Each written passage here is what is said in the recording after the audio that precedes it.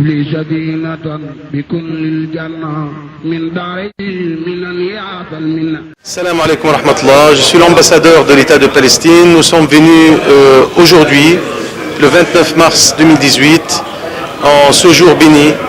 en ce moment béni, sur cette terre bénie de Touba, accompagné d'une délégation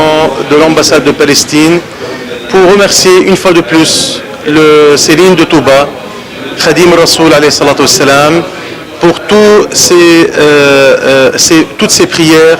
et tous ces services au profit de la Ummah et des causes de la Ummah, et en tête la cause noble et juste du peuple palestinien. Ces positions et la position de cette confrérie des Mourides en défense des lieux saints de l'islam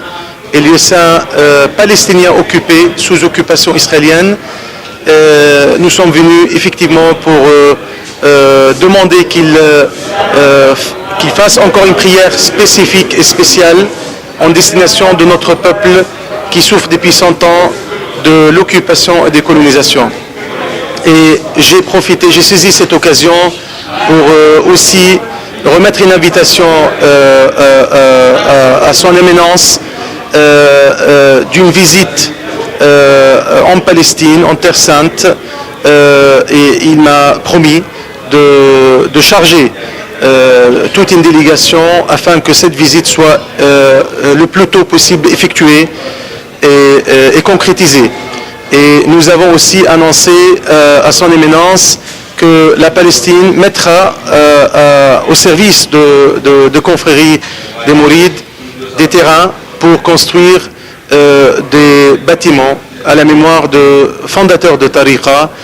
Cheikh Ahmad Bamba. Et nous pouvons dès l'été commencer à mettre en œuvre certains projets, dont le projet en mémoire de Cheikh Ahmad Bamba, radiyallahu anhu, en terre palestinienne, que certaines écoles se donnent le nom de Cheikh Ahmad Bamba et que certains manuels scolaires dans nos écoles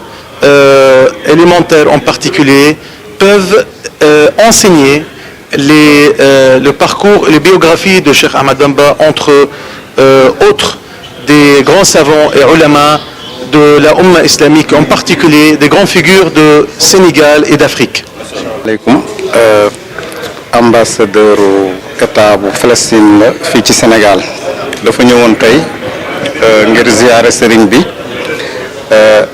ñëw Touba sant leen ci taxawaay bi nga xam ne Touba mi ngi koy taxaw ci dimbale Palestine ak taxawu ko ci tooñ gi ñu ko tooñ ñëw itam ngir xamal xalifa bi ne ko mu dolli ñaan yi ndax gis nañ ay ñaanam mu gën a ñaan pour peuple Palestine bi te itam am projet boo xam ne ni dañ ko am foofu ci Palestine mu jëm ci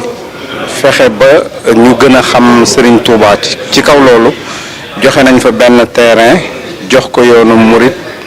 ngir bëgg faa tabax foo xam ne dañ fay fàttalikoo Serigne Touba, fexe itam ba nga xam ne ci biir njàngale mi programme yi ñuy joxe pour ñu di ko jàng dinañ ci jàngale dundub Serigne Touba ak taxawaayam ci lislaam. Loolu daal moo ko yëkkati woon ci ak mi ngi invité na itam Serigne bi ngir mu yónnee benn délégation foofu ci Palestine su ko defee ba Serigne bi nangul na ko nee na am na ñu mu wax ñu dox ci loolu ba mu mën a sotti. Loolu daal moo doonoon ay tànkam fii ñu ngi sant ñëpp di gërëm ñëpp jërëjëf asalaam. لي سكينة بكل الجنة من داري من يعطى المنة.